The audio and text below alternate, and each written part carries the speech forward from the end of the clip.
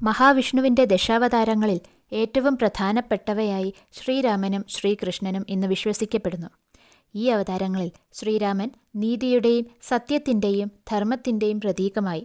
ശ്രീരാമൻ്റെ ജീവിതകഥയാണ് വാൽമീകി മഹർഷി ആദ്യ കാവ്യമായ രാമായണത്തിൽ 24,000 ശ്ലോകങ്ങളിലായി രചിച്ചത്. വാൽമീകി രാമായണത്തിനു ശേഷം അധ്യാത്മരാമായണം, ബാലരാമായണം, ഗായത്രി രാമായണം, കമ്പരാമായണം തമിഴിലും തുളസീദാസ രാമായണം ഹിന്ദിയിലും തുടങ്ങി നിരവധി രാമായണങ്ങൾ നിരവധി ഭാഷകളിൽ രചിക്കപ്പെട്ടു.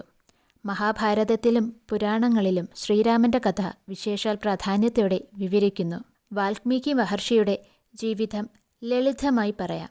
വാൽമീകി മഹർഷിയുടെ കഥ പലർക്കും പരിചിതമായതാണെങ്കിലും നമുക്കത് സുന്ദരമായി ഒന്നോർക്കാം. വരുണദേവന് വേണ്ടി ഒരുപാട് തപസ്സെടുത്ത പ്രചേതസ് എന്ന ഋഷിക്ക് പിറന്ന പുത്രനായിരുന്നു രത്നാകരൻ.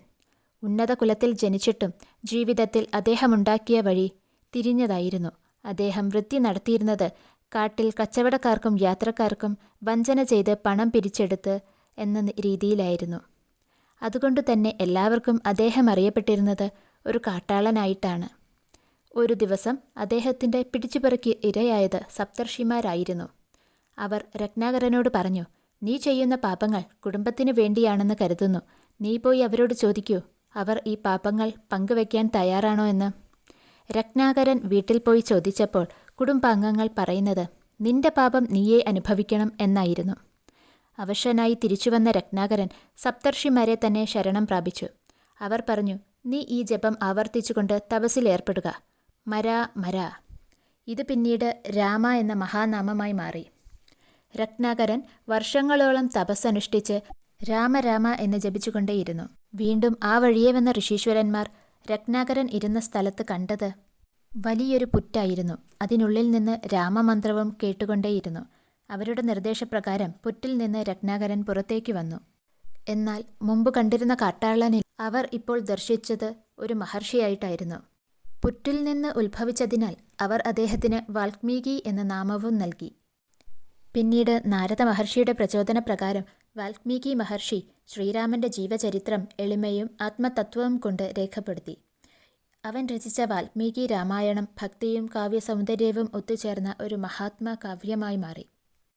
ഈ മഹാകാവ്യം ശ്രീരാമപുത്രന്മാരായ ലവനും കുശനും കൊണ്ടാണ് ആദ്യമായി ഗാനം ചെയ്യപ്പെട്ടത്. ശ്രീരാമൻ്റെ യാഗശാലയിൽ തന്നെയാണ് അത് നടന്നത്. ആദ്യ കാവ്യമായ ആ രാമായണം ഇന്നും കാലത്തിന്മേൽ ജയം നേടി ലോകമാകെ ശ്രദ്ധയോടെ പാരായണം ചെയ്യപ്പെടുന്നു. ഇന്ന് അധ്യാത്മരാമായണം മലയാള ഭക്തിയുടെ ആത്മാവാണ്. കേരളത്തിൽ രാമായണ പാരായണത്തിന് ഏറ്റവും കൂടുതൽ ഉപയോഗിക്കപ്പെടുന്നത് തുഞ്ചത്തെഴുത്തച്ഛൻ്റെ അധ്യാത്മരാമായണം കിളിപ്പാട്ടാണ്.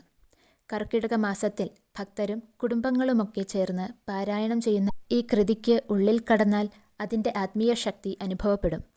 ഈ കിളിപ്പാട്ടിന് ആധാരമായത് സംസ്കൃതത്തിലുള്ള അധ്യാത്മരാമായണമാണ്.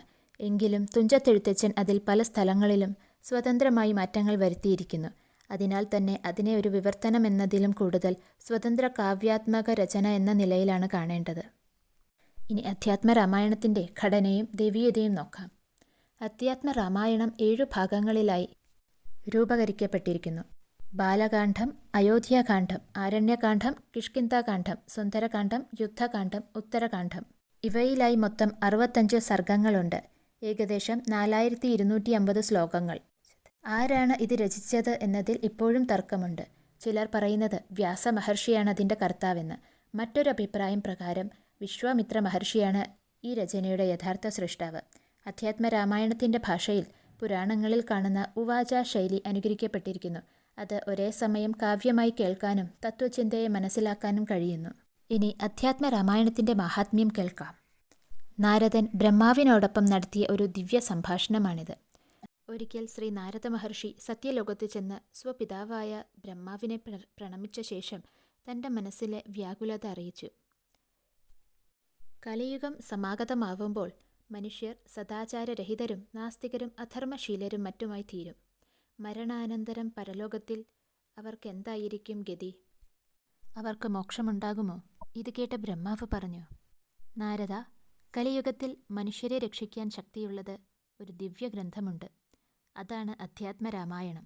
കലിയുഗത്തിൽ പാപങ്ങൾ അനവധി വർദ്ധിക്കുമ്പോൾ മനസ്സിൽ ശ്രീരാമന്റെ നാമം വരുത്തുകയും അധ്യാത്മരാമായണം പാരായണം ചെയ്യുകയും ചെയ്താൽ മാത്രമേ അതിൽ നിന്ന് മോക്ഷമുണ്ടാവുകയുള്ളൂ. കലികൽമഷങ്ങളിൽ നിന്ന് മുക്തി നേടുവാനുള്ള ഏക മാർഗം അധ്യാത്മരാമായണം പാരായണം ചെയ്യലും ഭക്തിപുരസ്സരം ശ്രവിക്കലും മാത്രമേയുള്ളൂവെന്നായിരുന്നു ബ്രഹ്മാവിന്റെ മറുപടി. അദ്ദേഹം പറഞ്ഞത്, ഒരു ശ്ലോകമോ അതിൻ്റെ പാതിയോ ചൊല്ലിയാൽ പോലും പാപങ്ങൾ നശിക്കും. ദിവസേന പാരായണം ചെയ്താൽ അശ്വമേധയാഗത്തിൻ്റെ ഫലം ലഭിക്കും.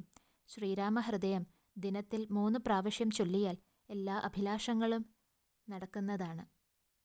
ഈ മഹാഗ്രന്ഥം ശ്രവിക്കുന്നതിലൂടെയും ഭക്തിപൂർവം പാരായണം ചെയ്തിരിക്കുന്നതിലൂടെയും മാത്രം ആ കാലത്തിലെ പാപങ്ങൾക്ക് ഒരു നിവൃത്തിയുണ്ടാകുന്നതാണ്.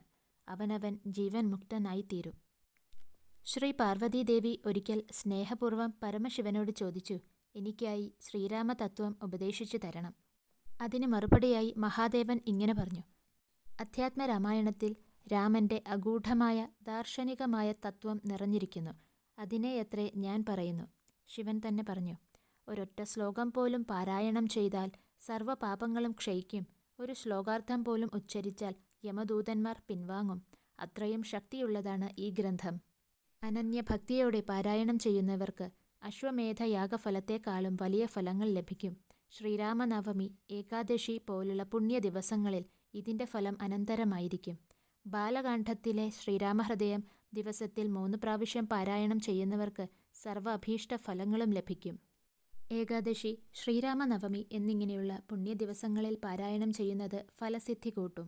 ശ്രീ ശങ്കരൻ മാത്രമേ ശ്രീരാമ സീതാ മാഹാത്മ്യം മുഴുവനായി അറിയുന്നുള്ളൂ. അതിൽ പകുതി മാത്രം ശ്രീ പാർവതിക്കും അറിയാം. ധനുർവേദം അഭ്യസിക്കുവാനായി ശ്രീ ശങ്കര സന്നിധിയിൽ ചെന്ന് താമസിക്കവേ ശ്രീ പാർവതിയിൽ നിന്ന് രാമഗീത ശ്രവിച്ചതിനാലാണത്രേ അദ്ദേഹം വിഷ്ണുകലാരൂപിയായി തീർന്നത്. പിതൃക്രിയ അവസരത്തിൽ അധ്യാത്മരാമായണം പാരായണം ചെയ്താൽ പിതൃക്കൾക്ക് വിഷ്ണുപദം ലഭിക്കും. ഇപ്രകാരം അധ്യാത്മരാമായണത്തിൻ്റെ മഹത്വം ബ്രഹ്മാവ് നാരദന് ഉപദേശിച്ചു കൊടുത്തു.